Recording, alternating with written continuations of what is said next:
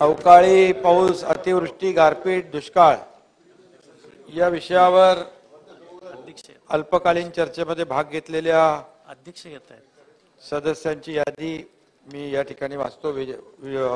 विजय वडेट्टीवारजी, विरोधी पक्षनेता जयंत पाटील, रणजित सावरकर, संजय सावकारे, बालाजी कल्याणकर, अनिल देशमुख, राजेंद्र शिंगणे, भास्कर जाधव, नारायण कुचे, बच्चू कडू, प्रकाश सोळंकी, विश्वजित कदम, समीर कुनावार, आशीष जयस्वाल, राजेश टोपे, प्रशांत बम, सुमनताई पाटील, उदय सिंह राजपूत, विनोद अग्रवाल, अशोक चव्हाण, हरिभाऊ बागडे, दीपक चव्हाण, रमेश बोरनारे, सुरेश वरपुडकर, श्वेता महाले, प्राजक्त तनपुरे, सुहास कांदे, अमित झनक, बबनराव लोणीकर, दिलीप बनकर, कैलास पाटील, जितेश अंतापूरकर, प्रणिती शिंदे या सदस्यांनी अतिशय महत्त्वाच्या अशा अवकाळी आणि गारपीट, अतिवृष्टी या सर्वच विषयांवर चर्चा केलेली आहे। महत्त्वाची एकंदर आपल्या बळीराजाच्या समस्या संदर्भात सभागृहामध्ये गेल्या आठवड्यात 3 दिवस सविस्तरपणे चर्चा झाली आणि मगाशी मी म्हणालो विरोधी पक्षनेत्यांचं पण नाव घेतलं, आपणही या चर्चेची सुरुवात केली आणि बाकी सर्व सदस्यांची नावही मी घेतली। या सर्व सदस्यांच्या चर्चेतून अनेक मुद्दे पैलू समोर आले, त्यामुळे मी सर्व सहभागी झालेल्या सदस्यांचं मनापासून अभिनंदन करतो आणि या चर्चेदरम्यान विरोधी पक्षातील काही सदस्यांनी सरकारवर टीका देखील केली, आरोप केले, काहींनी आपल्या सभागृहात मुद्दे मांडले, काहींनी विधान भवनाच्या पायऱ्यावर देखील आणि चॅनलच्या कॅमेरा समोर देखील आरोप केले आणि काही जण अचानक मोर्चामध्ये प्रकट होऊन सरकारवर देखील तिथेही आरोप केले। आरोप करायचं काम विरोधी पक्ष नेता नाही, विरोधी पक्ष करत असतो। नाही त्यांच्यावर डायरेक्ट मी सांगत नाही, ते काय विरोधाला विरोध म्हणून ते करत नाहीत। कधी मुद्दे असतील जेव्हा विरोधी पक्ष कशाला आहे की सरकार जेव्हा कुठेतरी बाबा कमी पडत असेल, सरकार काय चुकत बाबा बरोबर ना, सरकार चुकत असेल तर नक्की विरोधी पक्ष नेत्यांनी त्यावर बोललं पाहिजे आणि सरकार जर चांगलं काम करत असेल तर सरकारची पाठ थोपटली पण पाहिजे, असं विरोधी पक्ष नेत्याचं काम। मी विरोधी पक्ष नेता होतो, केवळ विरोधाला विरोध म्हणून कधी या सभागृहामध्ये कोणी काम केलेलं नाही आणि त्यामुळे हे सरकार शेतकरी विरोधी आहे, नुकसानीचे पंचनामे झाले नाहीत, मदत कधी वाटणार, असे अनेक प्रश्न त्यावेळेस विचारले गेले, आरोपही केले गेले। की मी या ठिकाणी आपल्याला सांगू इच्छितोय, मी नेहमी सांगतो आरोपांना मी कामातून उत्तर देईन। आरोपाला ज्या पद्धतीने खालच्या पातळीवरचे आरोप या ठिकाणी आपण सभागृहात नाही गेले 1.5 वर्ष 1.25 वर्ष आपण पाहतोय की पातळी सोडून देखील आरोप प्रत्यारोप होऊ लागले। हे आपलं काय महाराष्ट्राची संस्कृती नाहीये, हे महाराष्ट्राचं कल्चर नाहीये आणि ही परंपराही नाहीये। परंतु असो, मी नेहमी सांगतो की मी आरोपांना कामातून उत्तर देईन आणि मी ते कामातून उत्तर आजही या ठिकाणी त्याचप्रमाणे देतोय की गेल्या महिन्याच्या अखेरीस झालेल्या अवकाळी पावसाच्या नुकसान भरपाईला आम्ही विरोधी पक्षनेते अवघ्या महिन्याभरामध्ये सुरुवात केलेली आहे आणि नोव्हेंबर डिसेंबर मधल्या अवकाळी पावसाचं गारपीट यामुळे झालेल्या नुकसानीचे प्राथमिक पंचनामे जवळपास 100% पूर्ण झाले। 32 जिल्ह्यापैकी 26 जिल्ह्यांचे पंचनामे जे आहेत ते 100% पूर्ण आहेत। परभणी, अकोला, अमरावती, नागपूर, गोंदिया आणि चंद्रपूर या 6 जिल्ह्यातले पंचनामे थोडेफार बाकी आहेत। 9,75,059 हेक्टर बाधित क्षेत्र झालेला। अवकाळीसाठी अंदाजे 2,000 कोटींची नुकसान भरपाई देखील या ठिकाणी देय आहे। जसे जसे पंचनामे होतील तसतसा निधी शेतकऱ्यांच्या खात्यात डीबीटी द्वारे जमा होईल।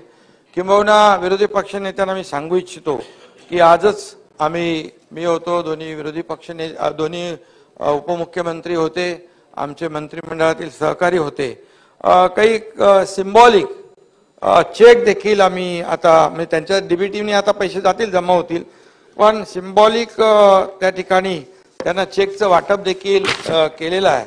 आणि त्या शेतकऱ्यांची ते नावही आहेत: गोविंद डांगरे, राघव आकरे, सूर्यभान डांगरे, श्रीकांत किरपान, योगेश पत्रे, अंकित चामट, धर्मपाल तेलंगराव, शरद किरपान, देवनेनी, सुदेश चव्हाण, नत्तू चकोले, कवडू नाकाडे, प्रभाकर नागपुरे, सुरेश पोटभरे, असं या लोकांना आता आम्ही जे ज्यांचं नुकसान झालंय, पंचनामे झालेले आहे, त्यांना सिम्बॉलिक चेक दिले. आता आमच्या अधिकाऱ्यांना सांगितलं डीबीटीने त्यांच्या पैसे खात्यामध्ये जमा आता तातडीने होतील.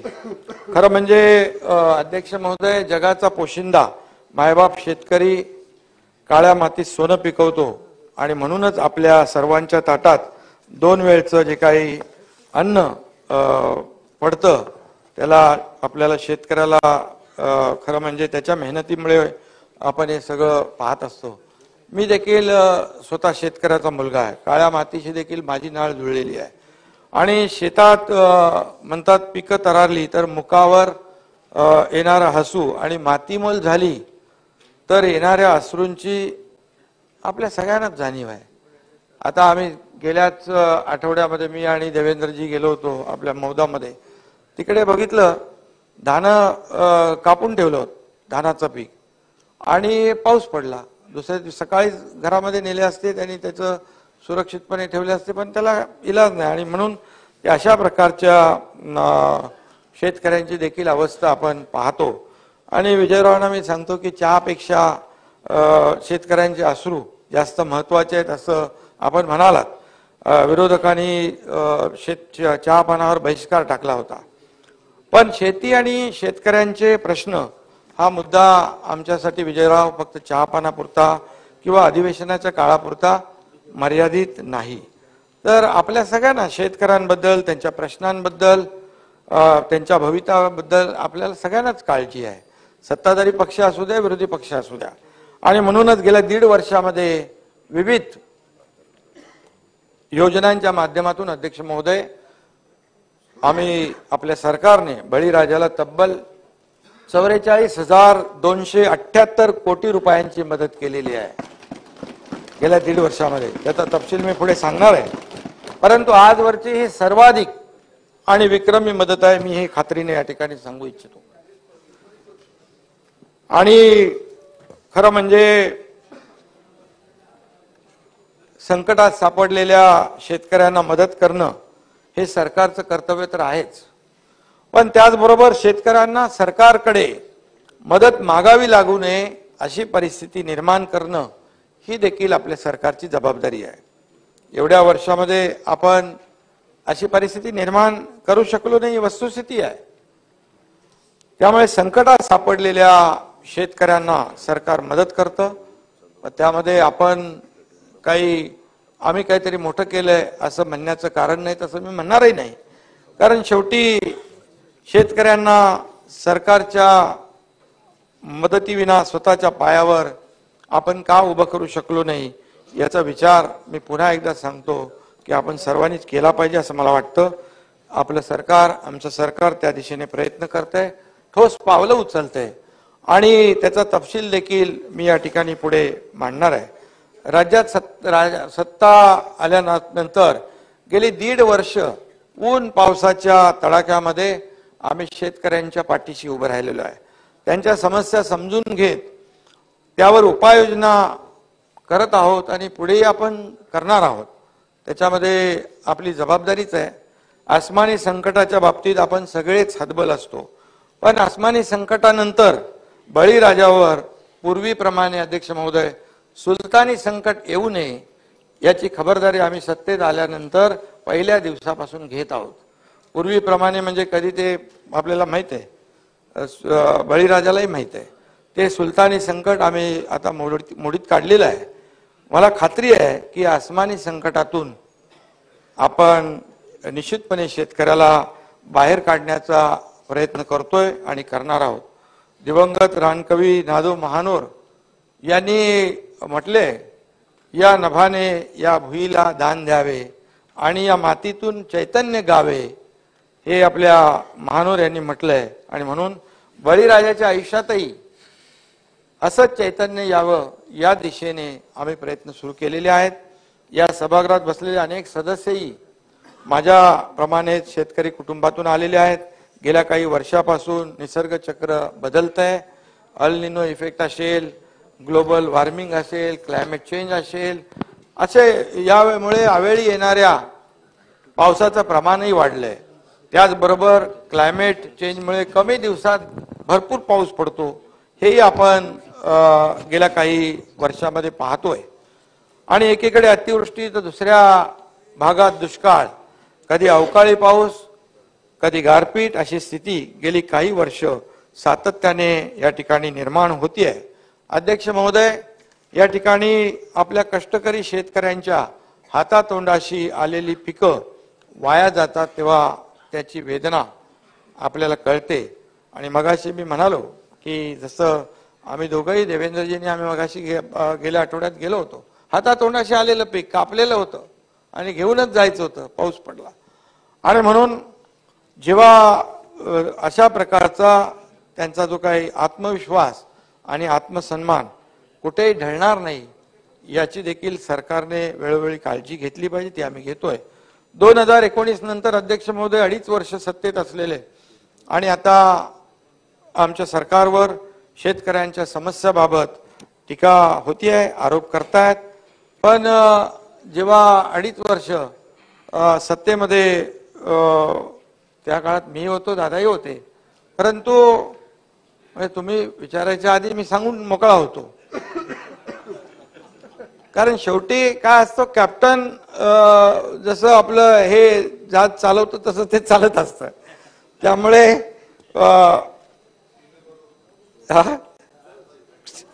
त्यामुळे या ठिकाणी आरोप करताना आत्मपरीक्षण देखील होणं आवश्यक आहे, आत्मचिंतन देखील आवश्यक आहे. गेल्या सरकारपेक्षा निम्म्या कालावधीमध्ये अध्यक्ष महोदय आम्ही कितीतरी पटीने अधिक मदत शेतकऱ्यांना दिली आहे. त्याचा तपशील देखील या ठिकाणी समोर मी मांडणार आहे.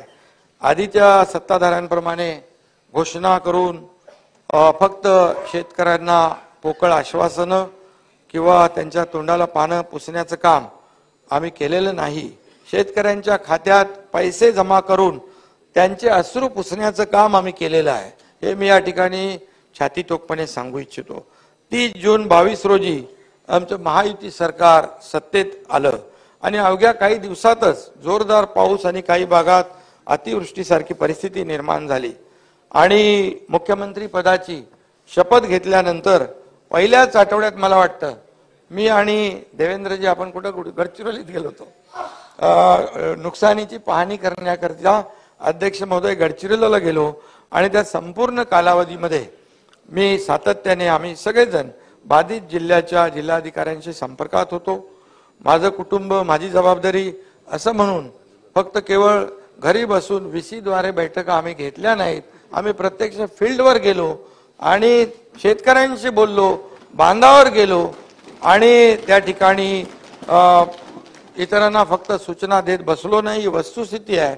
आणि आमचं काम, मी काय आमचे सत्ताधारी नाही, विरोधी पक्षातल्या लोकांनाही माहित आहे, मी काय उगाच काहीतरी जास्तीचं बोलत नाही.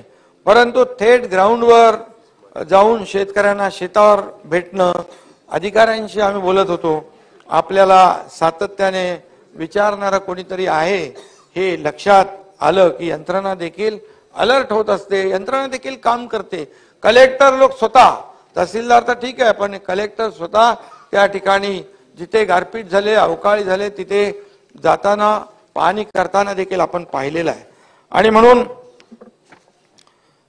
यासाठी आपण देखील सरकारचे प्रमुख असू द्या, मंत्री असू द्या, आपण देखील या सर्व बाबींवर लक्ष ठेवून थेट लोकांशी संपर्क साधला पाहिजे. परवा कोणीतरी म्हणालं की मुख्यमंत्री आणि आमचे सहकारी सतत दौऱ्यावर असतात. खरं म्हणजे या विधानाला मला उत्तर द्यायची काही इच्छा नव्हती, परंतु पोराटोरांना लहानपणीच नीट समजावून सांगितलं तर मग पुढे त्यांचा मार्ग सहसा चुकत नाही. परंतु एकच सांगतो, मी काय कोणाचं नाव घेत नाही, परंतु मुख्यमंत्र्यांचं काम असतं त्यांनी राज्याच्या कानाकोपऱ्यामध्ये जायलाच पाहिजे, जनतेशी थेट संवाद त्यांचा असायलाच पाहिजे आणि त्यांच्या समस्या जाणून घेणं हे देखील आमचं काम आहे. म्हणजे लंडन दौऱ्यापेक्षा राज्यातल्या कानाकोपऱ्यात गेलेलं केव्हाही चांगलं असतं.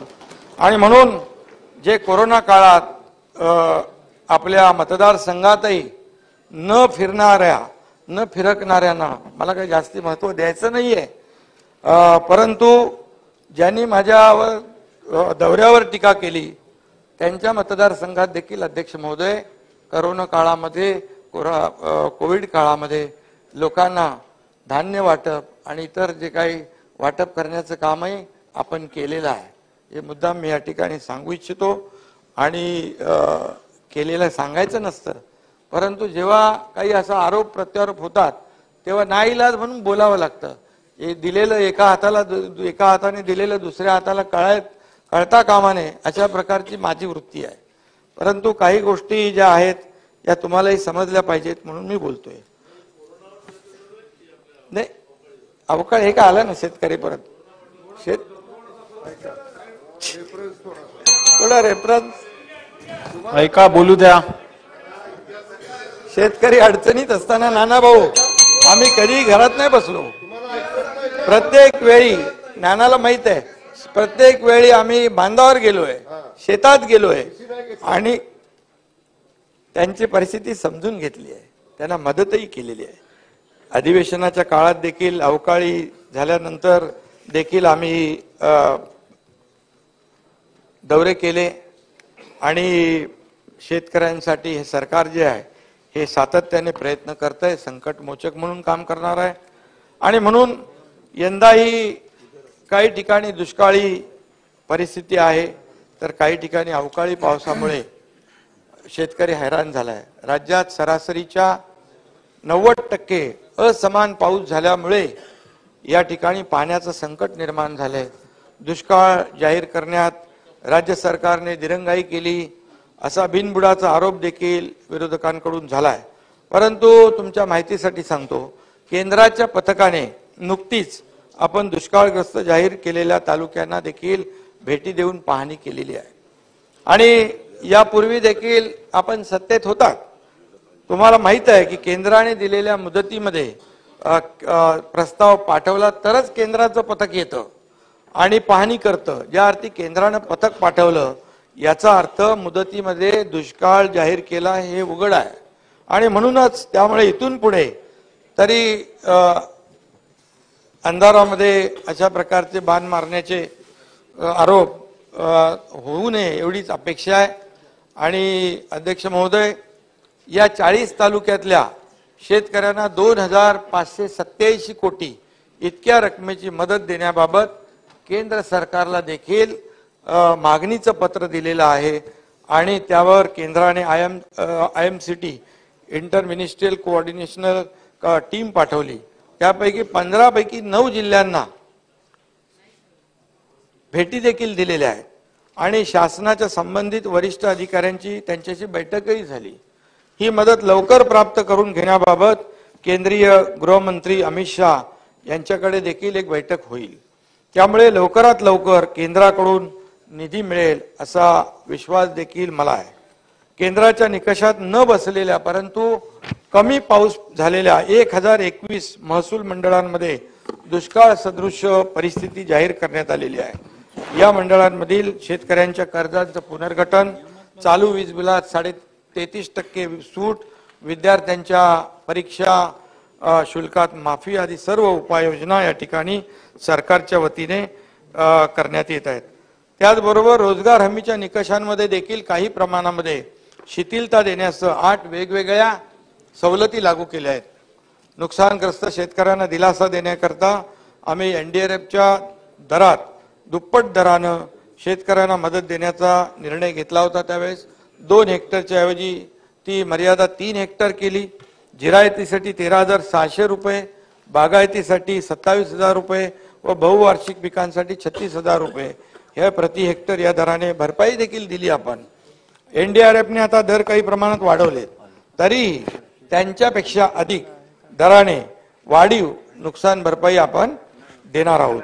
गेल्या वेळेस शेतकरी बांधवांना जितकी नुकसान भरपाई मिळाली, किंबहुना त्यापेक्षा यावेळेस अधिकच मिळेल हे देखील मी या ठिकाणी सांगू इच्छितो, कमी होणार नाही।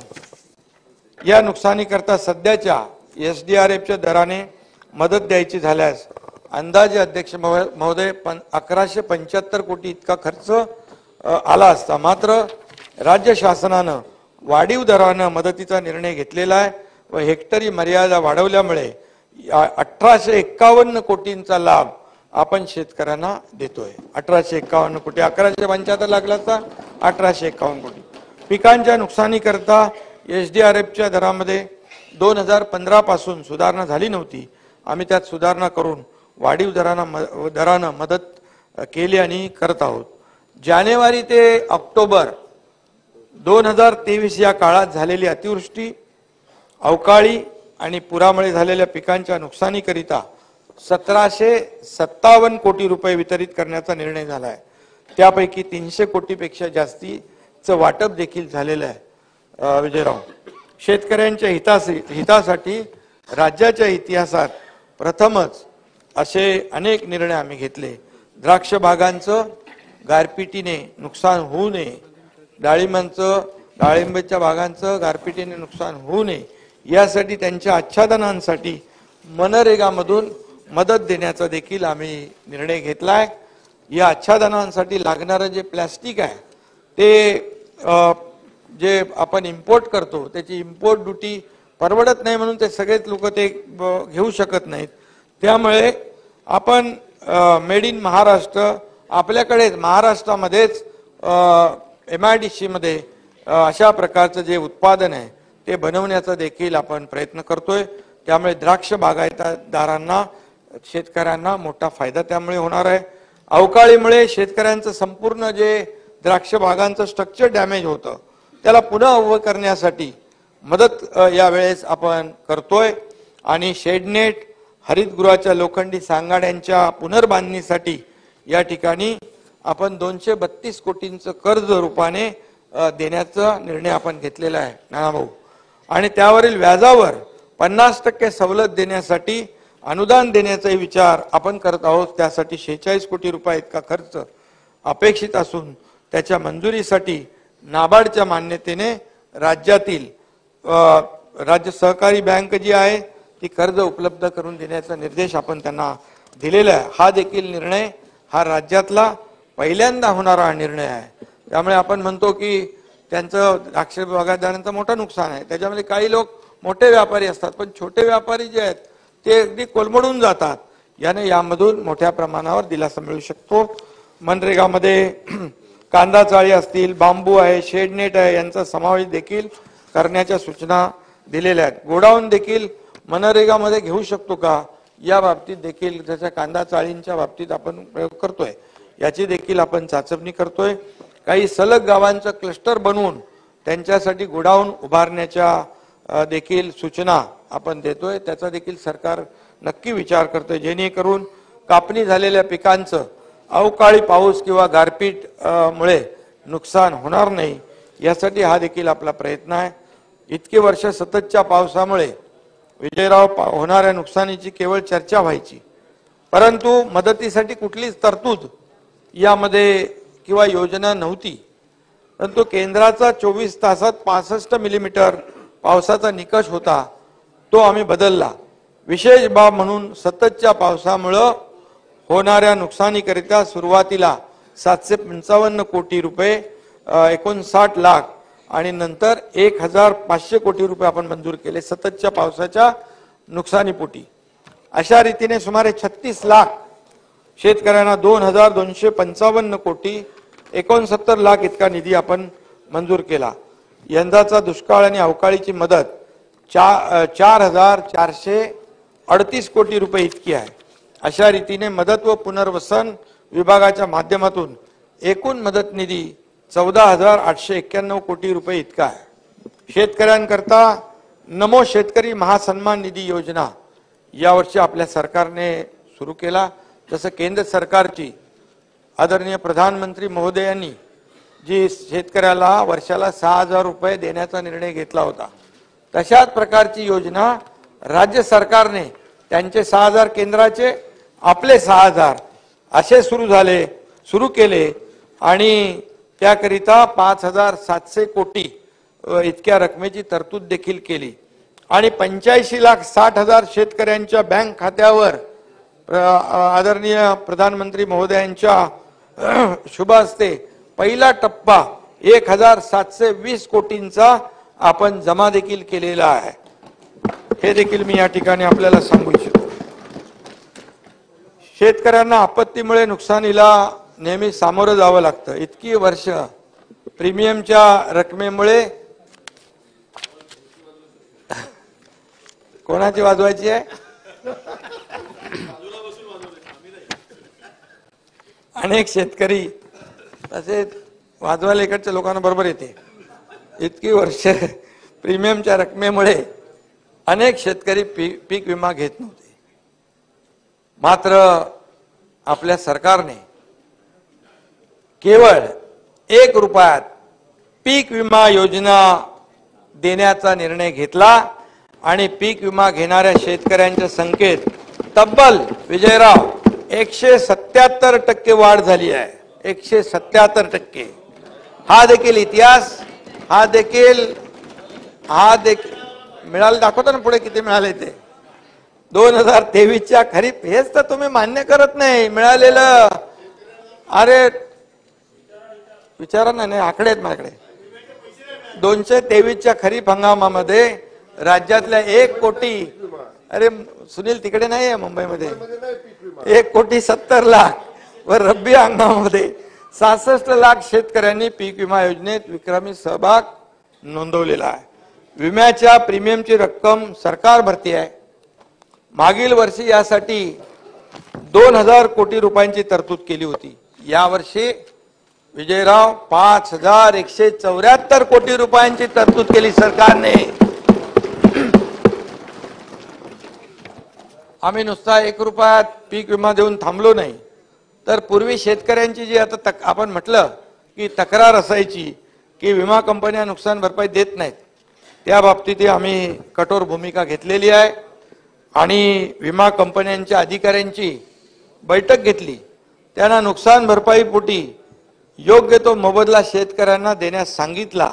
त्यामुळे या खरीपामध्ये झालेल्या नुकसानीपोटी विमा कंपन्यांकडून 2,121 कोटी इतकी नुकसान भरपाई मंजूर करण्यात आली आहे अग्रिम, आणि त्यापोटी कंपन्यांकडून 1,217 कोटी एवढी रक्कम अग्रिम वाटप झाली। 25% अग्रिम वाटप झालेली आहे। त्यामुळे शेतकऱ्यांना मोठा दिलासा मिळालेला आहे। विजय भाऊ मगाशी म्हणाले की तिकडे पीक विम्यामध्ये जी आहे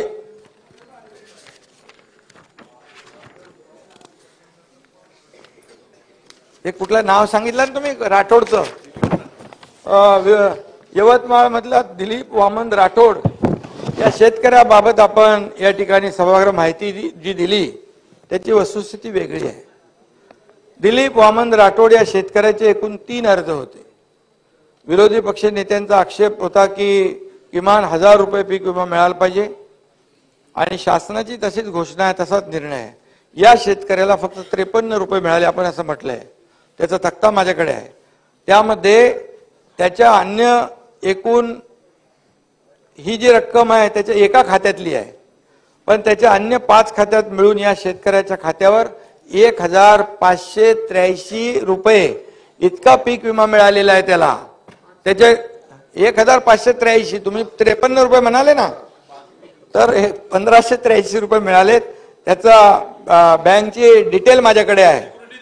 त्यामुळे तो सिक्युरिटी, हा तुम्ही म्हणाला होता की 53 रुपये सांभाळायला सिक्युरिटी द्या, त्यामुळे ती वस्तुस्थिती नाहीये। आपल्याला कोणी ब्रीफिंग केलं ते चुकीचं आहे।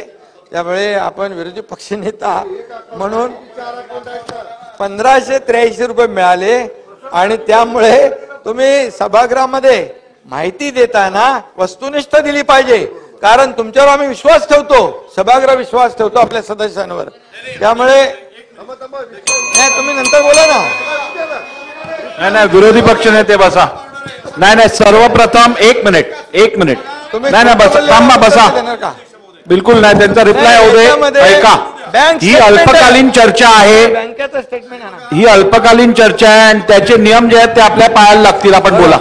असं नाही होऊ दे, महोदय, असं नाही होऊ दे. विमा बसा बसा कंपन्यांची बसा बसा या बसा. ठिकाणी आपण सांगितलं की 1217 कोटी 25% अग्रिम शेतकऱ्यांच्या खात्यात जमा झाले. आपण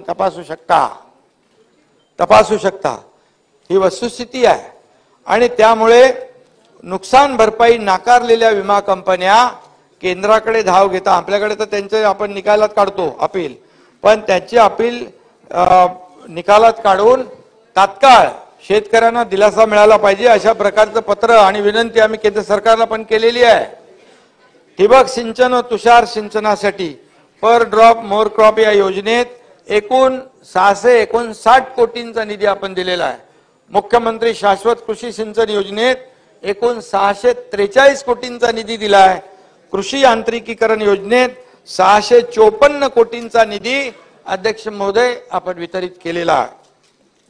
त्याचबरोबर अध्यक्ष महोदय, नानाजी देशमुख कृषी संजीवनी योजना या आधीच्या सरकारने या योजनेकडे साफ दुर्लक्ष केलं होतं.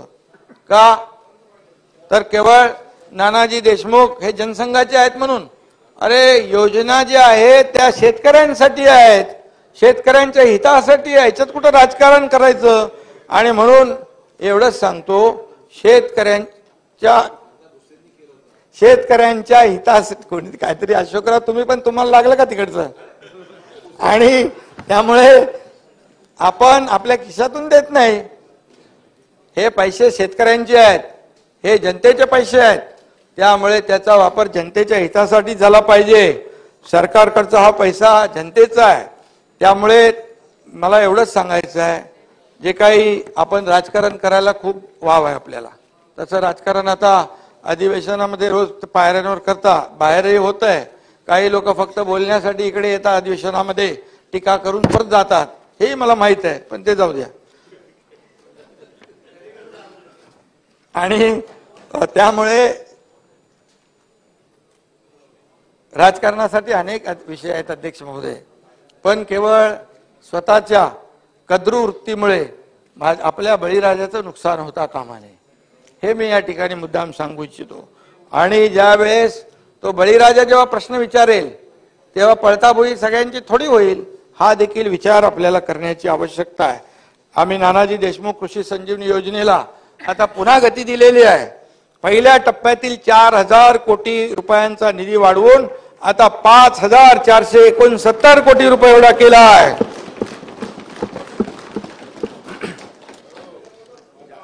16 जिल्ह्यामध्ये ही योजना राबवण्यात येते. दुसऱ्या टप्प्यासाठी जयंतराव 6000 कोटी रुपये खर्च येणार असून तुम्ही सभागृहात नसला की मजा येत नाही आहे तेच म्हणून खर्च येणार असून पहिल्या टप्प्यातील 16 जिल्ह्यांसह विदर्भातील नागपूर, भंडारा, गोंदिया, चंद्रपूर आणि गडचिरोली अशा एकूण 21 जिल्ह्यामध्ये प्रकल्पाचा दुसरा टप्पा आपण राबवतोय. हिंदुहृदय सम्राट बाळासाहेब ठाकरे कृषी व्यवसाय व ग्रामीण परिवर्तन प्रकल्पासाठी 344 कोटीचा निधी आपण दिलाय.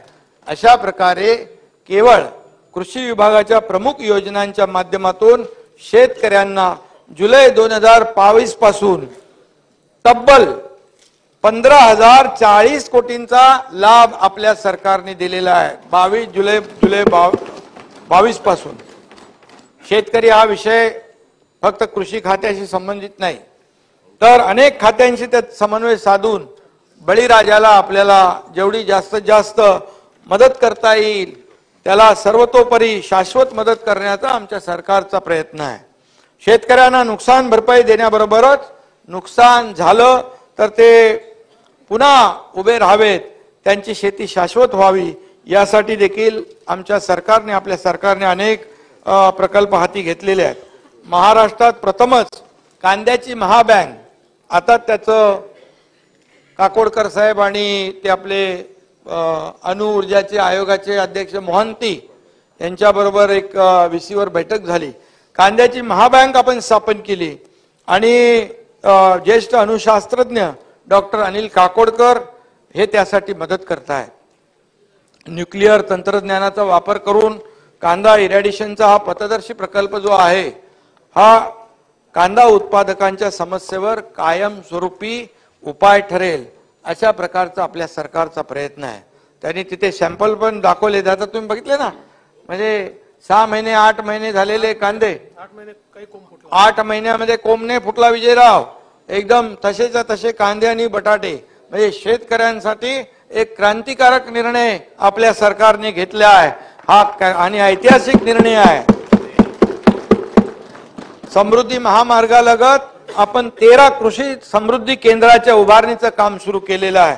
त्याचबरोबर कांदा निर्यातीबाबत केंद्रीय वाणिज्य मंत्री पियुष गोयल यांच्याशी देखील आमची चर्चा झाली. कांद्याच्या बाबतीत जे काही प्रश्न आहेत त्याचाही तोडगा नक्की निघेल असा विश्वास आहे. राज्य सरकारच्या विविध घटकांसाठी अनेक योजना असतात, अनेक निर्णय आपल्या सरकारने घेतलेले आहेत, पूर्वीच्या सरकारने देखील घेतले होते. पण या योजनांचा लाभ प्रत्येकापर्यंत पोहोचत नाही ही वस्तुस्थिती आहे. सरकारी कार्यालयामध्ये अनेक वेळा चक्रा मारणं, खेट मारणं आणि सातत्याने त्याचा पाठपुरावा करणं आणि त्यामुळे सामान्य माणूस चक्रा मारून हताश होऊन जातो आणि ते लाभही सोडून देतो. आणि म्हणून या ठिकाणी शासकीय योजनांचा लाभ जो आहे प्रत्येक लाभार्थीला मिळाला पाहिजे यासाठी आम्ही शासन आपल्या दारी हा देखील एक प्रयोग सुरू केलेला आहे. या योजनेला लोकांचा उत्स्फूर्त प्रतिसाद देखील मिळतोय. आतापर्यंतच्या अध्यक्ष महोदय 20 कार्यक्रमामधून तब्बल 2.25 कोटी लाभार्थ्यांना या मोहिमेच्या अंतर्गत विविध योजनांचा लाभ मिळाला आहे. 2.25 कोटी.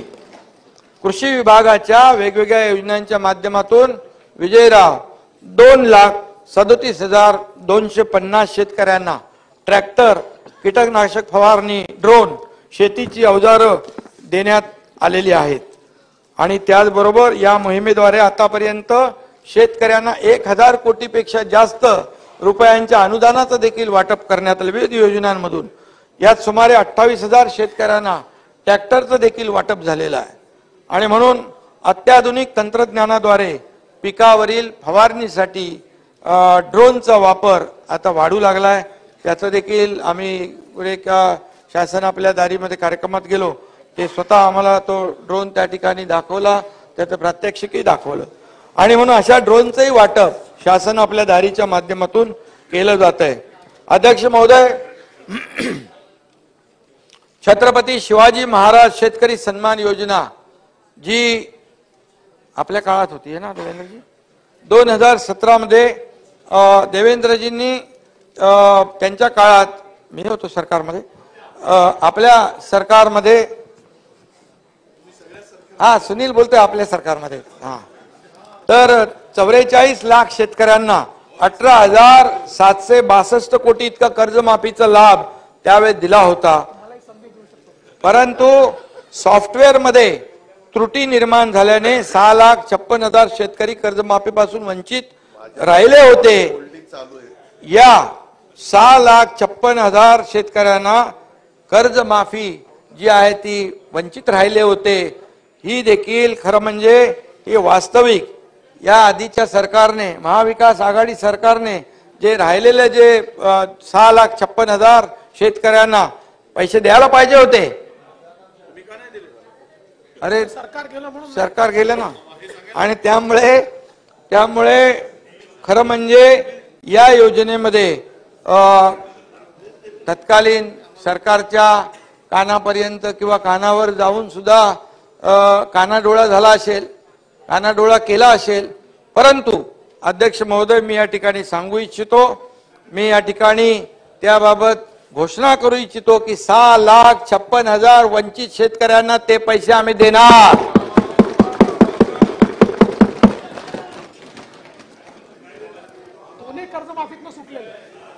वास्तविक या आधीच्या सरकारने 2.5 वर्षाच्या काळात ती जबाबदारी घ्यायला पाहिजे होती. परंतु तुमच्या काळात मी माहिती घेतली, डीबीटी पोर्टल बंद होते. युबीटीच्या काळात डीबीटी बंद होते.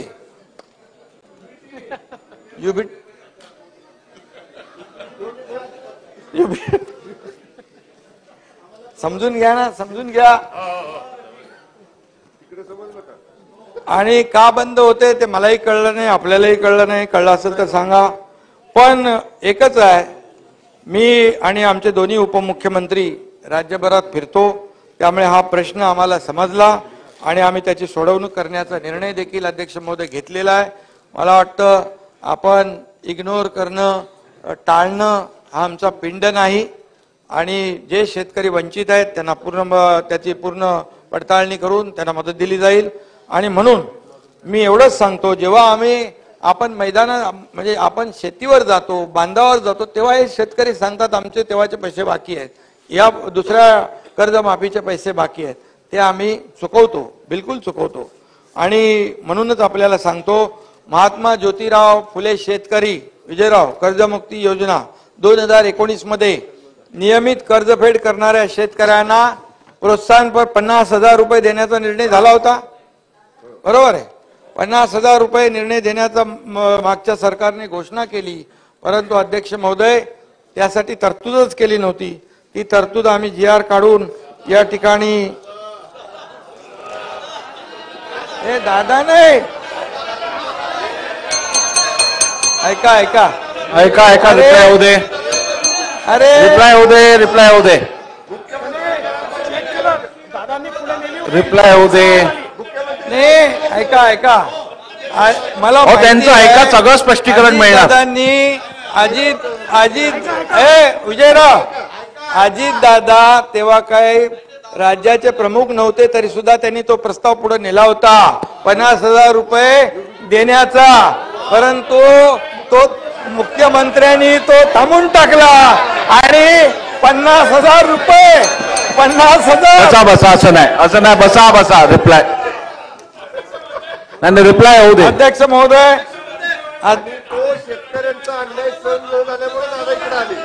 आणि म्हणून दादा कधी अन्याय सहन करत नाही, ते आपण सगळ्यांनी बघितलं. आता चला पुढे. अरे बाबा जयंतराव दादानी तो प्रस्ताव पुढे नेला होता, परंतु शेवटी कोणाच्या हातात असतं, त्यामुळे त्यांना शेतकऱ्यांचा अन्याय सहन नाही झाला म्हणून तिकडे आले. आणि म्हणून त्यामुळे अध्यक्ष महोदय ही तर आम्ही 2017चे राहिलेले देखील हे देतोय आणि 50,000 जे आहेत, जे नियमित कर्जफेड करणारे शेतकरी जे आहेत त्यांचे पैसे आम्ही त्याची पूर्तता करतोय, तेही वाटतोय. म्हणजे हे देखील मी या ठिकाणी सभागृहाला सांगू इच्छितो. म्हणजे आश्वासनं देऊन आणि त्याला शेतकऱ्यांच्या तोंडाला पानं पुसवायची, त्याला झुलवत ठेवायचं, बोलाचीच कडी बोलाचाच भात, हे आम्ही कधी केलं नाही, करणार नाही. काही दिले ना 50,000 रुपये. आणि त्याला ऐका नियमित कर्जफेड करणाऱ्या शेतकऱ्यांना अनुदान देण्यास सुरुवात आम्ही केली. ऐका ना, ऐकलं तर बोलणार. आतापर्यंत 14,31,000 शेतकऱ्यांच्या बँक खात्यामध्ये सुमारे 5,190 कोटी रुपये जमा केले आणि उरलेत ते पण देणार. जे बघा तुमच्याकडे कोणी असतील तर तुम्ही सांगा, त्याला लगेच आम्ही देऊन टाकू चेक फाडून. डीबीटी केंद्र सरकारने बाबा सुनील, अरे इथं माझ्याकडे आकडे आहेत सुनील, तुझ्याकडे तिकडे मोखाड्याला कोण असेल शेतकरी रिप्लाय काय डिस्टर्ब करू नका. अध्यक्ष महोदय, केंद्र सरकारने प्रथम केंद्रात सहकार विभागाची निर्मिती केली. केंद्रीय गृहमंत्री अमित शाह साहेबांनी या खात्याचा कार्यभार हाती घेतलेला आहे आणि आमच्या विनंतीला मान देत महाराष्ट्रातील साखर कारखान्यांचा प्राप्ती कर माफ करण्याचा निर्णय केंद्र सरकारने घेतला तो 10,000 कोटी रुपये. हे देखील ऐतिहासिक निर्णय झालेला आहे. तुम्ही म्हणता दिल्लीला कशाला जाता, दिल्लीला कशाला जाता, याच्यासाठी जातो आम्ही, शेतकऱ्यांना मिळवून देण्यासाठी, लाभ मिळवून देण्यासाठी. त्यामुळे यामुळे जवळपास 10,000 कोटींचा दिलासा राज्यातल्या सहकारी कारखान्याला मिळालेला आहे. जयंतराव बरोबर आहे ना? बरोबर आहे, मान्य आहे. आणि त्यांनी सहकार से समृद्धी हा मंत्र वास्तवात आणण्यासाठी त्यांनी प्रयत्न सुरू केलेले आहेत. अध्यक्ष महोदय, राज्यातल्या 12,000 पॅक्स म्हणजे प्राथमिक कृषी पतसंस्थांचं संगणकीकरण करून त्याचं सक्षमीकरण देखील आपण करतोय अध्यक्ष महोदय. आणि म्हणून या ठिकाणी आमच्या दिल्ली दौऱ्यावर सातत्याने मगाशी म्हटल्याप्रमाणे टीका होते, सभागृहात नाही बाहेर होते. आणि हे सगळं जे आहे आम्ही जे जातो त्या जनतेच्या भल्याचे जे प्रकल्प आहेत ते मार्गी लावण्यासाठी जातो, केंद्राकडून निधी मिळवण्यासाठी जातो.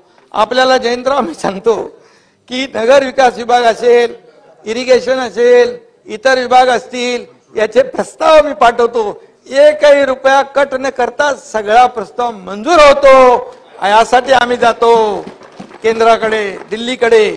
आणि खाजगी कामं घेऊन आम्ही दिल्लीला कधी जात नाही. का हो दादा?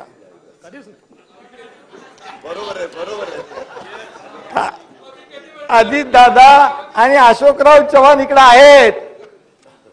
तुम्हाला बाहेर बसून बंद दाराआड चर्चा आम्ही करत नाही.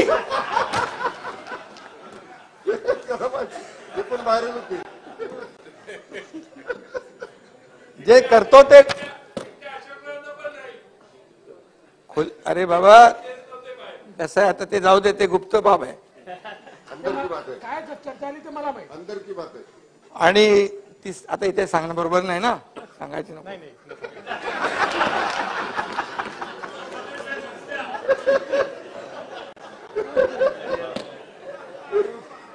नंतर कधीतरी सांगू. सगळं एकदम सांगितलं तर प्रॉब्लेम सगळं आहे. पोतडीतून एक एक बाहेर काढू. भरपूर आहे, भरपूर आमच्याकडे आहे, पण एक संयम आहे.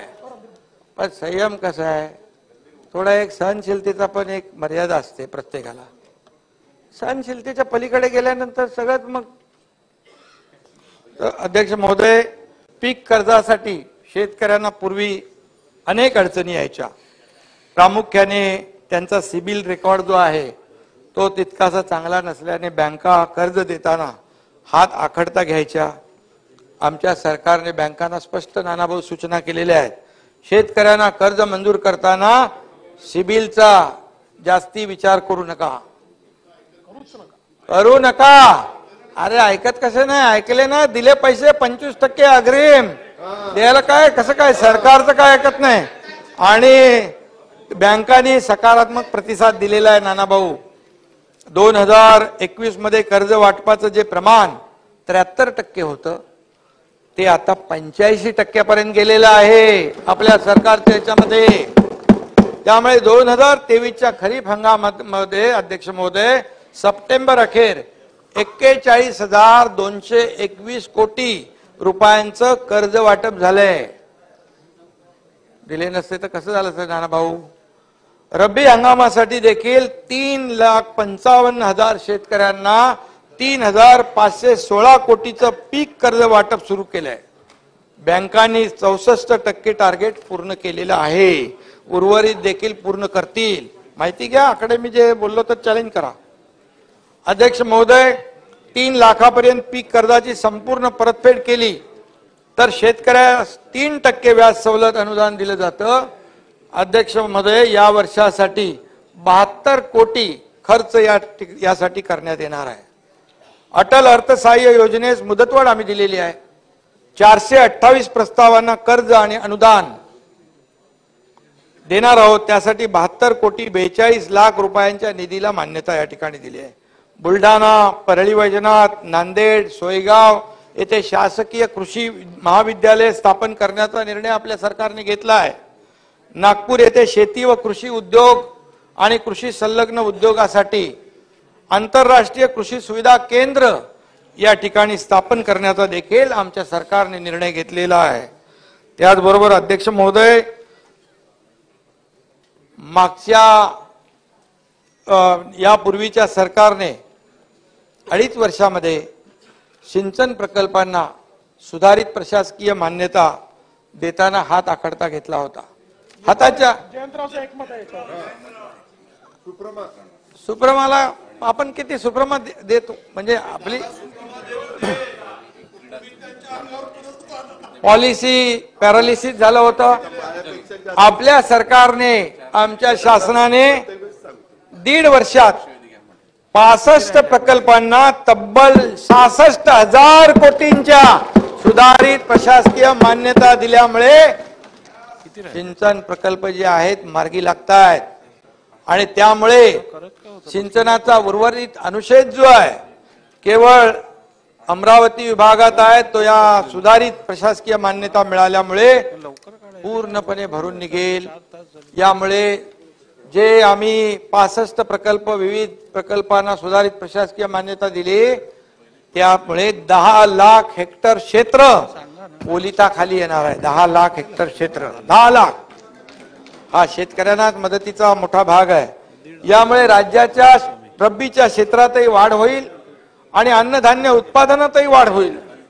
प्रधानमंत्री कृषी सिंचाई योजनेअंतर्गत अध्यक्ष महोदय, मार्च 2023 अखेर 10 प्रकल्प जे आहेत ते पूर्ण झालेत।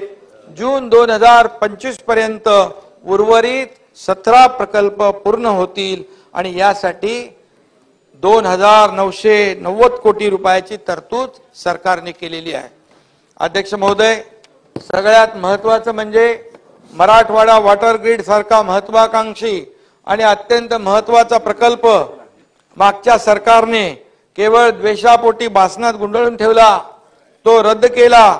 त्या प्रकल्पाचं देखील आम्ही दोघंच होतो त्यावेळेस, आपण शपथविधी घेतली तेव्हा कॅबिनेटला, मला वाटतं पहिल्याच दिवशी केला आपण, आणि या प्रकल्पाचं पुनरुज्जीवन करण्याचा निर्णय आम्ही घेतला, आमच्या सरकारने घेतला।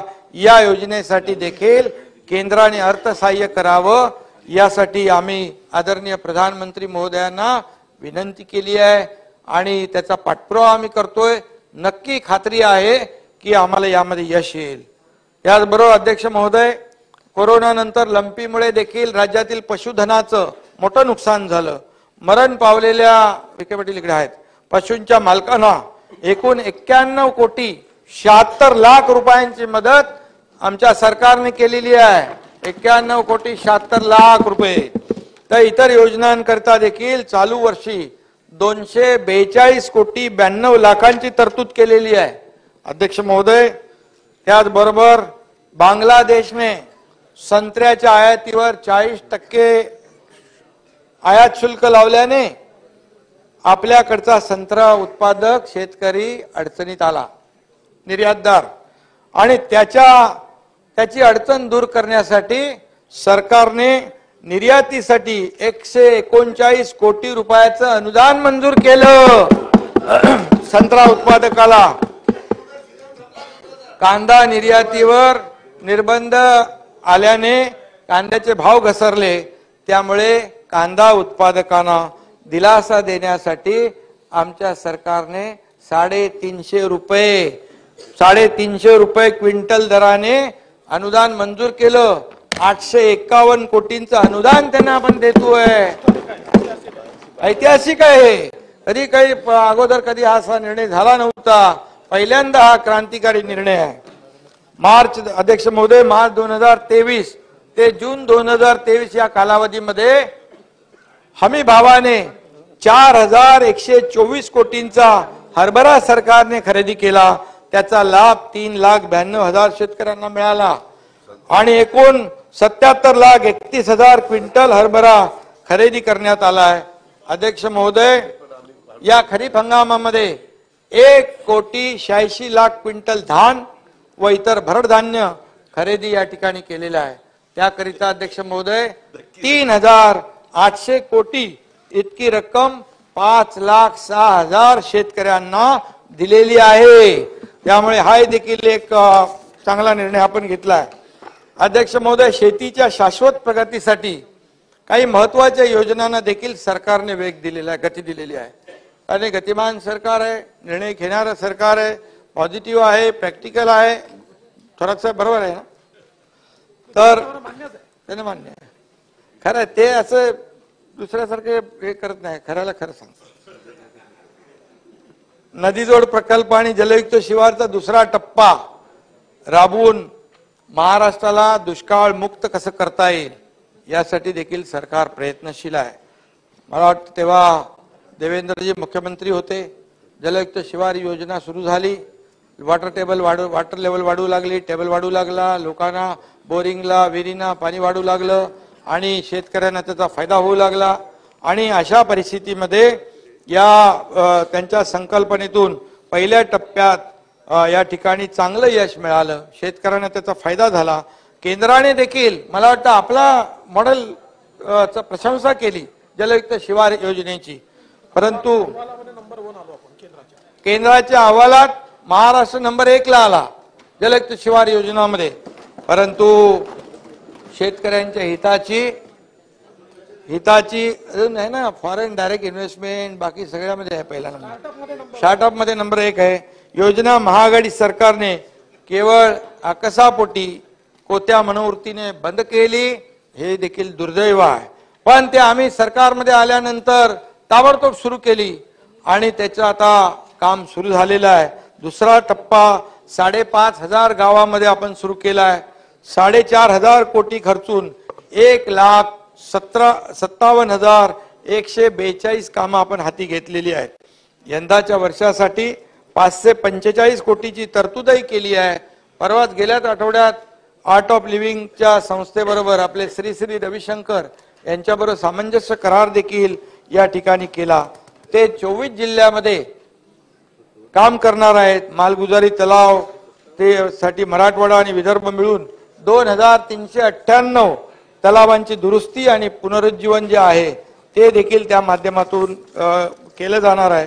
जलयुक्त शिवार योजनेसाठी नाना पाटेकर आणि ते अनासपुरे नाम फाउंडेशन देखील काम करत आहे. आमिर खानचं पाणी फाउंडेशन देखील काम करत आहे आणि दुसऱ्या टप्प्यासाठी आम्ही त्यांची नक्की मदत घेऊ. आणि या ठिकाणी मी आवर्जून सांगतो, ठाण्यामध्ये देखील एक 88 वर्षाचे आनंद भागवत आहेत. ते आजही जिल्ह्यामध्ये खेड्यापाड्यात वाड्या वस्त्यांवर या ठिकाणी वसुंधरा संस्थेच्या माध्यमातून एवढं वय असताना देखील आज ते जे काम करतायत त्यांच्या माध्यमातून देखील जलसंवर्धन, बंधारे, जल चळवळ यामध्ये ते सहभागी होत आहेत. शासन म्हणून आम्ही अशा संस्थांना पूर्ण मदत करू. शेवटी शेतकऱ्यांसाठी ते करतायत. आणि म्हणून अध्यक्ष महोदय, दमनगंगा पिंजाळ, कोकण ते गोदावरी खोरे, कोकण ते तापी खोरे, वैनगंगा, नळगंगा, तापी महाकाय पुनर्भरण असे अनेक नदीजोड प्रकल्प देखील आहेत. ते सरकार त्याच्यावर देखील काम करते आणि भविष्यामध्ये त्यामुळे महाराष्ट्र दुष्काळ मुक्त होण्यासाठी मोठी मदत होईल. अध्यक्ष महोदय, गोपीनाथ मुंडे अपघात विमा योजनेच्या पूर्वीच्या सरकारमध्ये ती जवळपास बंदच झाली होती, ती पुन्हा सुरू केली आणि 120 कोटींची तरतूद त्यासाठी केलेली आहे. आणि विम्यावरून ते आपण अनुदानावर आणलेली आहे. हा देखील बदल आपण केलेला आहे आणि आतापर्यंत त्यांना 35 कोटीचा लाभही दिलेला आहे. आणि त्याचबरोबर जे अध्यक्ष महोदय, आदरणीय प्रधानमंत्री महोदयांचं जे आहे मिलेट इयर, मिलेटला प्रोत्साहन देण्याच्या संदर्भात मिलेटची व्हॅल्यू चेन विकसित करण्यासाठी 200 कोटींची देखील आपल्या सरकारने तरतूद केलेली आहे. विद्यार्थ्यांच्या माध्यान्ह पोषण आहारामध्ये मिलेटचा समावेश करण्याचा देखील विचार आहे. हळद संशोधन व प्रशिक्षण जे केंद्र आहे हिंगोली जिल्ह्यामध्ये, हिंदू हृदय सम्राट बाळासाहेब ठाकरे हळद संशोधन केंद्रासाठी यावर्षी 11 कोटी निधी दिलाय. गेल्या वर्षी 10 कोटी निधी दिला होता. आतापर्यंत 9,63,00,000 खर्च झाला आहे. हे देखील या ठिकाणी मी आपल्याला सांगू इच्छितो. उमरखेड, धिवरवाडी, तळेगाव, इसारवाडी, चांदूर बाजार अशा 5 ठिकाणी या सिट्रस इस्टेट उभारण्यात येत आहेत. रोगमुक्त व दर्जेदार संत्र्याचं उत्पादन या ठिकाणी घेण्यात येईल आणि त्यासाठी नक्कीच याचा फायदा होईल. अध्यक्ष महोदय, मागेल त्याला शेततळचा विस्तार आपण करतोय.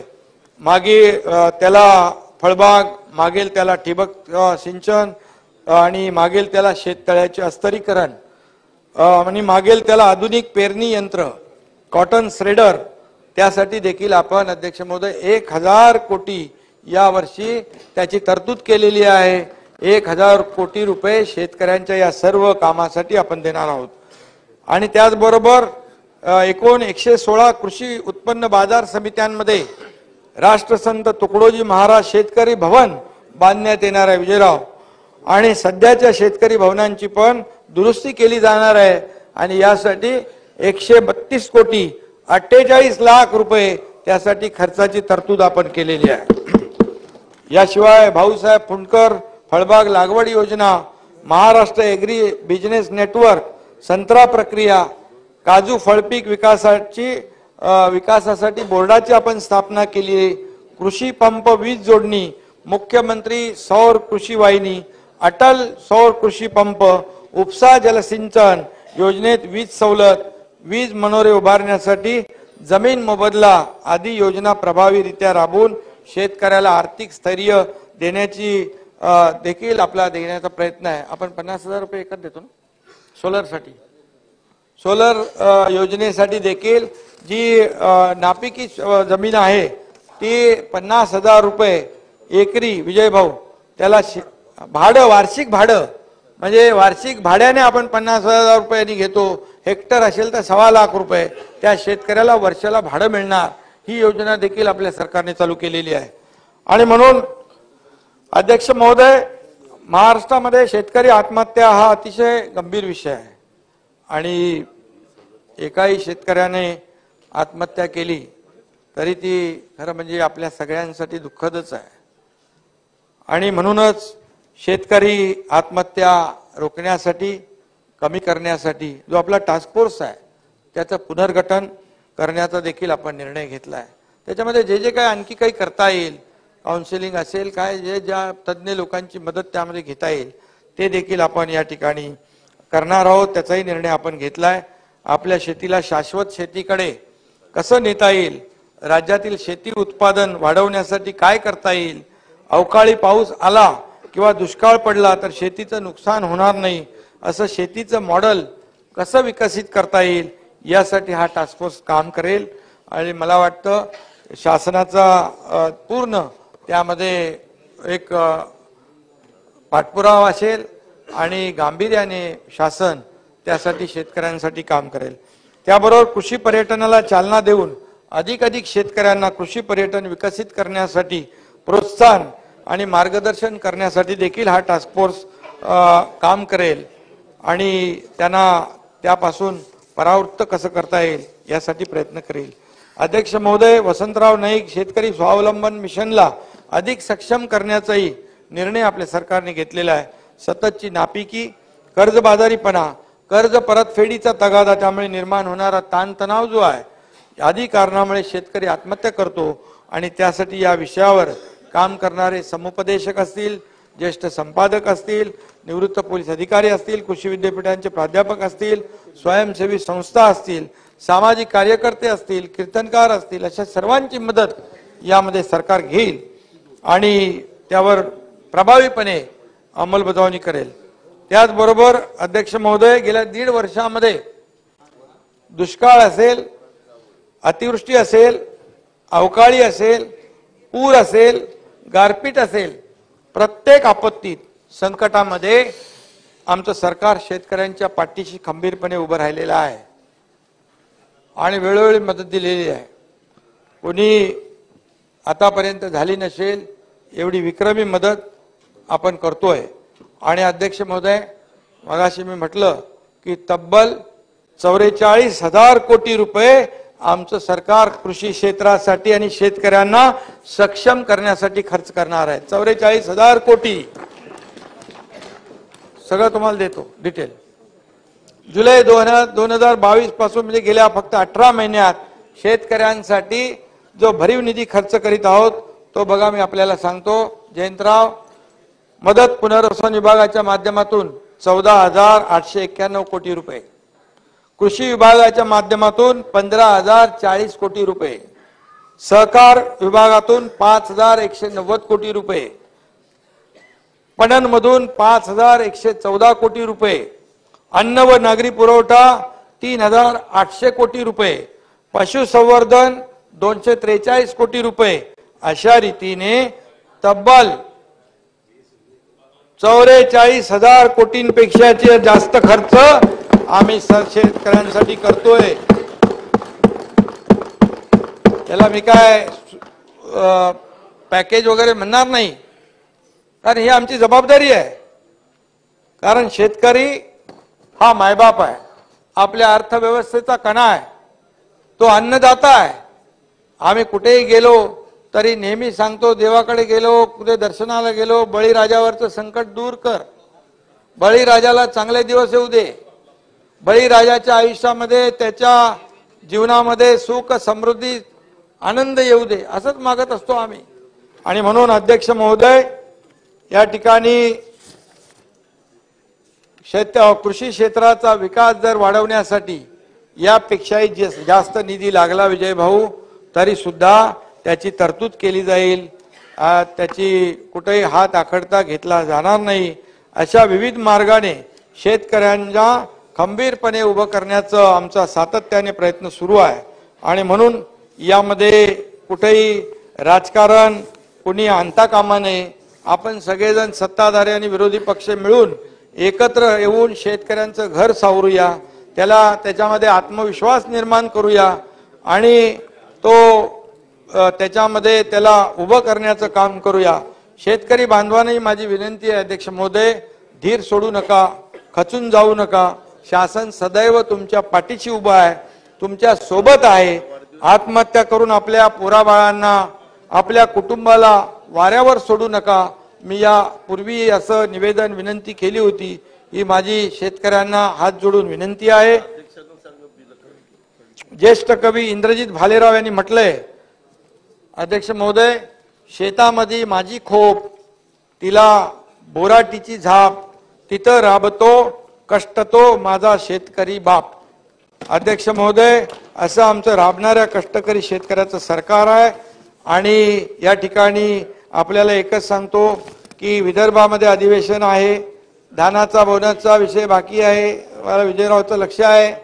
आणि यामध्ये अध्यक्ष महोदय 22-23 मध्ये प्रति हेक्टरी अध्यक्ष महोदय 15,000 रुपयाप्रमाणे धानाचा, विजयराव ऐकताय का? ओ विजयराव, धानाचं 22-23 ला प्रति हेक्टरी 15,000 प्रमाणे धानाचा बोनस आपण दिला होता.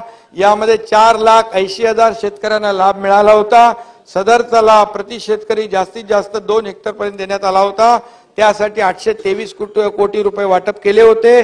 आणि यावर्षी अंदाजे 5 लाख शेतकऱ्यांना प्रति हेक्टरी 2 हेक्टरच्या मर्यादेत 15च्या ऐवजी 20,000 रुपये बोनस जाहीर करण्यात येत आहे.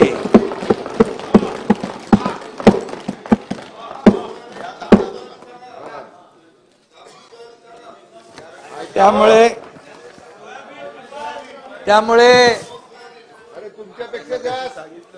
1,000 कोटी रुपयांची तरतूद केली आहे. आणि अध्यक्ष महोदय, आता एक शेवटचा आहे, कोकणातले लोक पण आपले आहेत, तिकडे आहेत. कोकणामधले विशिष्ट परिस्थिती व आव्हाने विचारात घेता या पूर्ण क्षेत्राचा एकत्रित विकास होणं गरजेचं आहे. अध्यक्ष महोदय, त्याकरिता संपूर्ण क्षेत्राचं नियोजन केल्यास सिंचन, उद्योग, पर्यटन, मत्स्य व्यवसाय, बंदरे विकास व दळणवळण अशा क्षेत्रांचा एकात्मिक विकास प्रभावीपणे होऊ शकतो. आणि याकरता कोकणामध्ये काम करणाऱ्या सर्व यंत्रणांच्या कामांमध्ये सुसूत्रता आली पाहिजे. यासाठी कोकण क्षेत्र विकास प्राधिकरण स्थापण्याचा निर्णय सरकारने घेतलाय आणि या पुरवणी मागण्यामध्ये 500 कोटी रुपयांची तरतूद त्यासाठी केलेली आहे. या व्यतिरिक्त जलसंपदा, जलसंधारण, MMRDA, MIDC, MSRDC, MTDC, maritime board, कृषी विद्यापीठ या सर्व शासकीय महामंडळ आणि संस्था यांचा निधी एकत्रित संकल्पनेतून या क्षेत्र विकास प्राधिकरणास सक्षम बनविण्यात येईल. एवढंच या प्रसंगी मी अध्यक्ष महोदय सांगतो. पुन्हा एकदा ज्या सदस्यांनी ज्या सदस्यांनी यामध्ये सहभाग घेतला त्यांना सगळ्यांना मनापासून धन्यवाद. सभागृहाने या प्रस्तावावर विचार